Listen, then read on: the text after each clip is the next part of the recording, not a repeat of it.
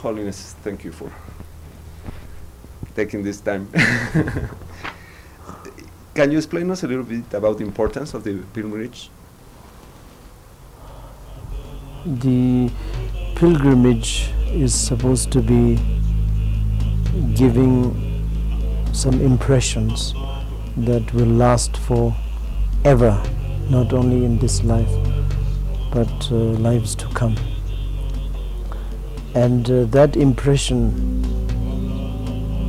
meant to be inspiring you in terms of spiritual practice. And through spiritual practice, it will benefit your material life, the day-to-day life. This is what the exact meaning or the idea of doing pilgrimage. Some of the people that went with you, they were telling us that sometimes they were experiencing things that were not totally physical. And is this related to the different levels of teaching, like the Sutra and the Tantra and the Essence teaching? Yes, yes, it is. It is fully depends on the person who you are talking about, you are talking to. The person who has lower level, means in terms of understanding, then they have a completely different experience from the people who has a higher level of understanding. So those people who doesn't have any understanding, for instance like a common being, will have very sort of flat experience, or maybe almost no experience. So like, for example, a beginner, what would be the difference with an advanced practitioner? Like, how did they experience that? Advanced practitioners, they're supposed to be doing pilgrimage with the understanding of being the things that you see are the reflection of your own nature. So they will physically do the pilgrimage, but mentally they will rest in themselves, in their nature. So they won't be mentally wandering around. Whereas in our case, like a common being, we will wandering mentally and physically both. So that will be different, I think.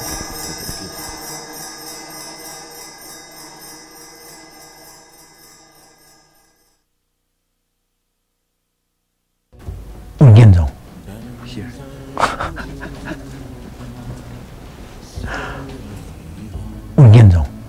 Here.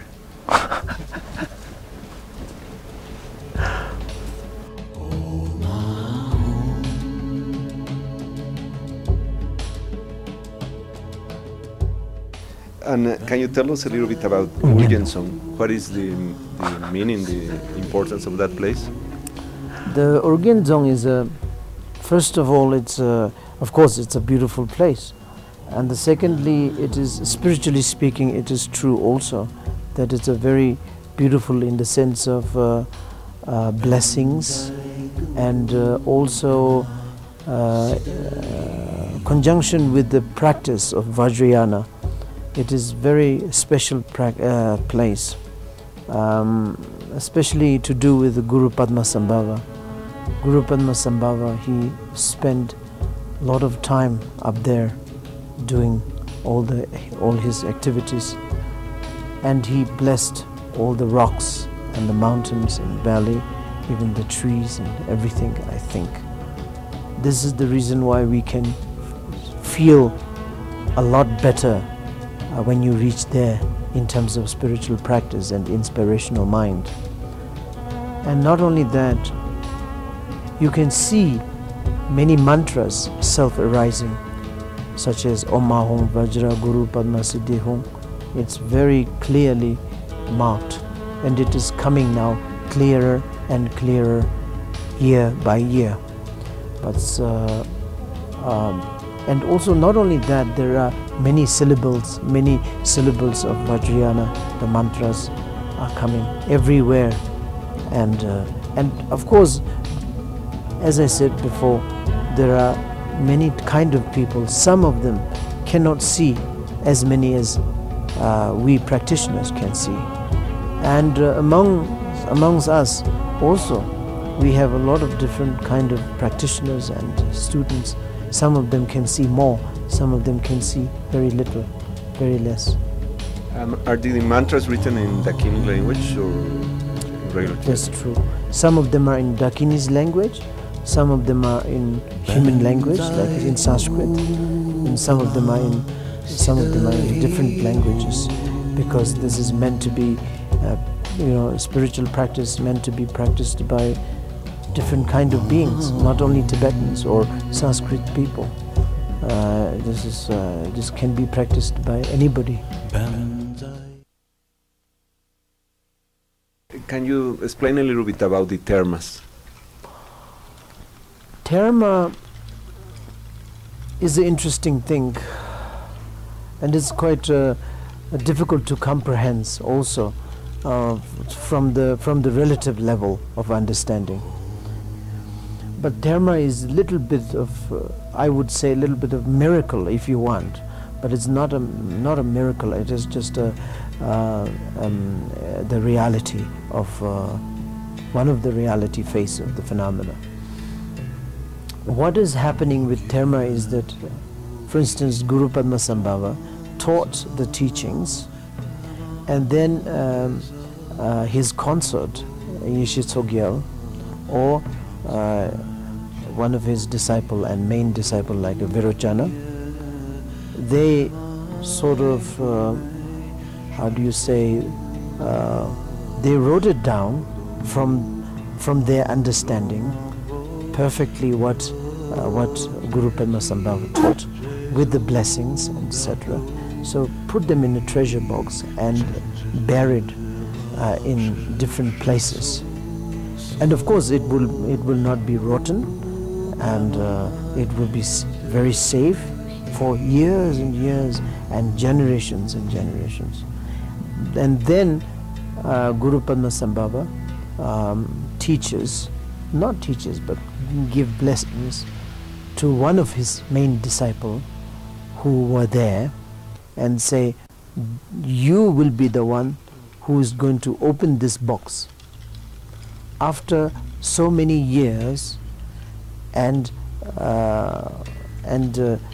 you will be opening in so and so date and so month, and in that kind of period, and he will predict everything. He will predict everything. You will be born as so and so person, with so and so hair color, so and so activities, so and so family. All these things Guru Padmasambhava will write down that. And then he will be, of course, taking a lot of rebirth, many rebirths, and then he will come back to that point, and then he will be opening this treasure. The point, the main point why the Terma has to be there, the teaching wise, is that more fresh, because it's not a sort of, there will not be a lot of danger of mixing with contaminations, etc., etc. For instance, other teachings, like common teachings, are like coming from the saint to saint and saint to saint. How many saints? Like 80, 90, hundreds over saints you have to come. Lineage is so long, so nobody knows what happened once in a while. What happened? Maybe lineage was a little bit broken or cracked or whatever. It can be happen, anything. But in a Terma, Dharma that is coming from Terma has very fresh influence of Guru Padmasambhava. In other words, it is very hot.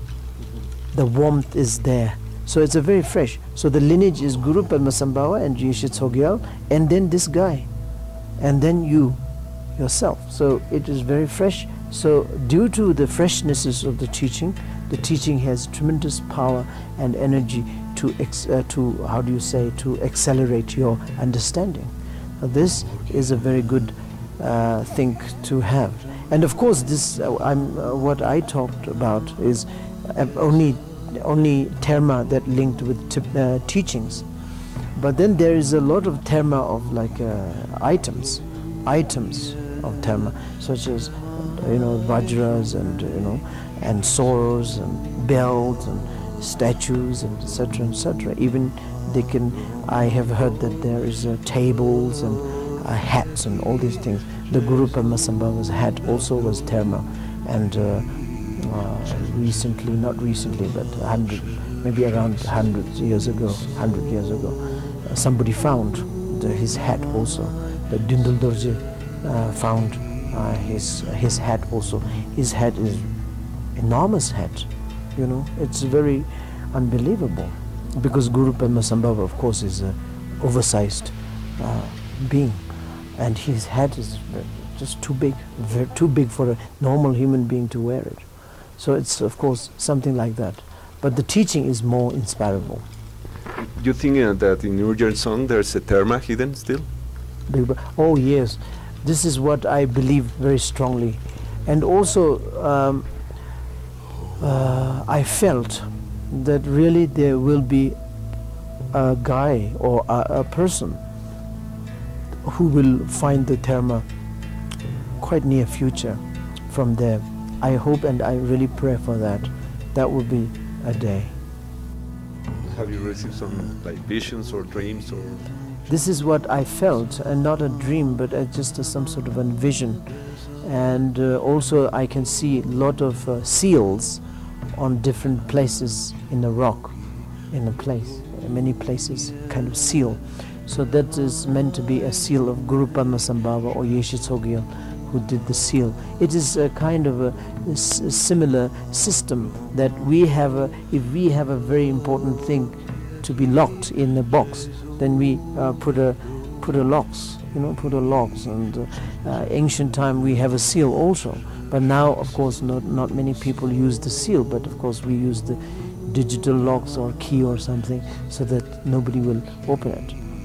That's the thing, the seal. And also seal is the indication that it's there.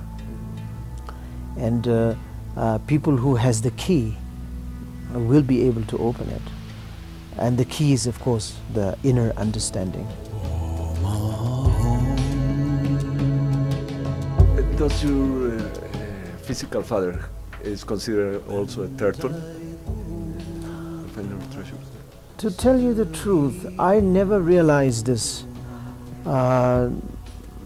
till very late. And he never says these kind of things. He's as common as us. And also, especially in front of me, he's just a small child. He never acts as a special person. And I've never thought, that's the reason I think I've never thought about it. But recently one of my gurus said, do you know your father is a Terton? Do you know that? I hope you know that. And I said, no, I don't know. I was very shocked. And he said, yes, he is a Terton. He found a lot of teachings, but he's hiding it. And we were wondering when he is going to teach this out in the public. I hope that he will teach this in his life, near future. And also he has a lot of items that he found, but you are the one who's supposed to be seeing them. I said, no, I didn't see them. I don't know where my dad hide these things. And I really still wondering, but I didn't dare to ask him where these things are. Could you just show me? I didn't say that, because maybe this is not meant to be known. I don't know. So I don't like to break his secrecy.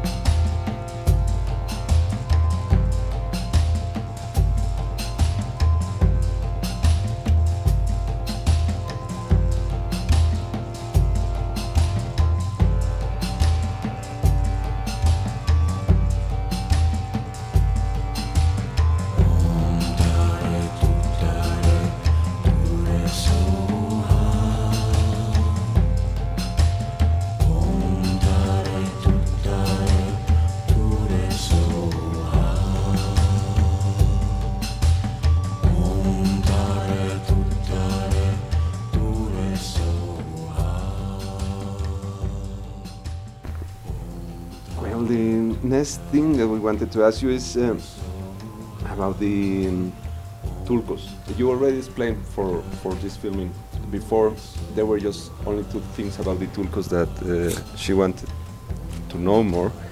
And of course, being Laura a woman, she wanted to know about if there are women Tulkus. Yes, there are many women Tulkus. Actually, Tulku means reincarnation, and generally speaking, everybody is Tulku. You know, we all a reincarnation of any somebody. You know, so in that respect, of course, we all are incarnation. So of course, there's not a big problem. But specific Tulku that we are talking about is divine reincarnation. And divine reincarnation, why not? Why not? There are many divine female. But of course, divine female can reincarnate it as a female or as a male also. Divine female does not really need to be reincarnated as a female. No, that does not really need to be.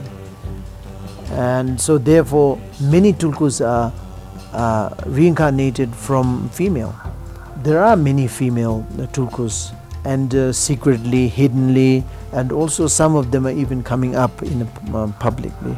It's a very good news. And with the changes of the time and also evolution, I would say, I think there will be a lot of female reincarnation, so-called Tulku, will be there, and I think it will benefit many beings. I think as many as we male reincarnations does. I think we do quite a bit of job, but I think females, they can do better, I think. It's possible to have Tulkus in animals. Definitely, definitely. From the point of view of Vajrayana and also Mahayana, or maybe Buddhist, entire Buddhist, I don't really know Hinayana can take it or not. I think Hinayana will not be able to take it, I think. But Mahayana and Vajrayana both, they believe that there is millions of billions of Tulkus around in different forms. Some of them are butchers, some of them are even, businessmen, some of them are doing all sorts of bad things, but they are Tulku. Tulku doesn't really need to be always a proper and always whatever the way that we are looking at it. I mean, we think that the Tulku has to be the proper, but then of course a certain Tulku has to be proper because the people wants them to be proper, so they have to be proper.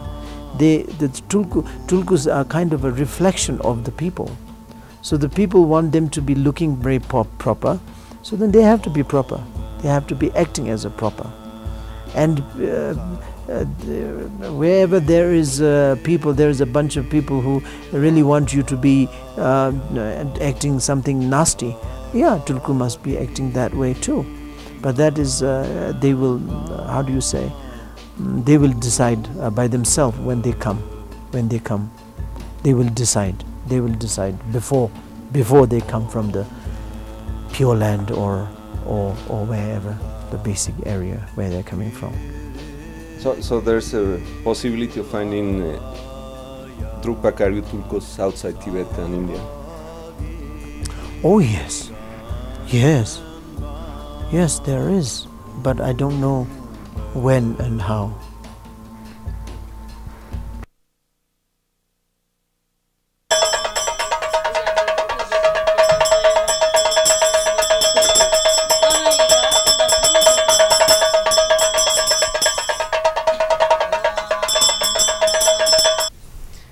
Can you explain us a little bit what is the vision in your tradition about the oracles? What is the position, the importance of them? It's the same as the one that you have in Mexico. the shaman people, they have a sort of spirit coming in their body, and then they talks about and all these things, they talks about several various things, and you become sort of transformed into that kind of spirit, and then you talk so completely different from what you are, and you know many things that we don't know while the spirit is inside. That is the oracle. That is very much similar. When we were visiting Ladakh, we visit different oracles, and it seems that there are different levels in the oracles. Oh yes. Some that have like lower spirits coming to them, very much so. And some even have a wrathful deities coming into them. Very much so. Very much so. So also depends in the level of development of the person, of the oracle itself, or himself? No. Oracle, there's nothing to do with the oracles. Of course, the oracle physically has to keep them very clean and purified, and also, how do you say, they have to be physically prepared.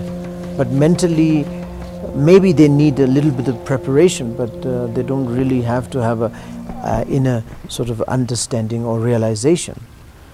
But speaking about the levels, that's levels of the the spirit. That is true. Many the kind of spirit you will get in.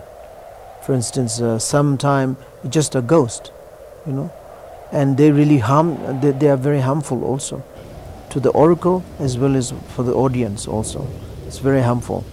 And some of them are just like a spirit, that is very common spirit of tree, water, mountains, sun, moon, that kind of spirit that comes to you. And it's kind of pleasant, it's just pleasant to have them around and talk and get some chit-chat with them. It is really like a pleasant, I like them very much. They're very they're like a human being coming from another sort of planet, and they just talk, and they're very, they drink tea, beer, and sort of things, it's very casual. But overall, I don't like the scene of oracle very much, because firstly, this is not a Buddhist teaching anyway. It's just I don't know, it just came from some other kind of belief, and I don't know, and then it came into Buddhism, and people who are very much attached to these kind of materialistic world, they like this because they can tell you many things that you don't know, so therefore they like very much. But from the point of view of spirituality, this is not at all very inspiring anyway.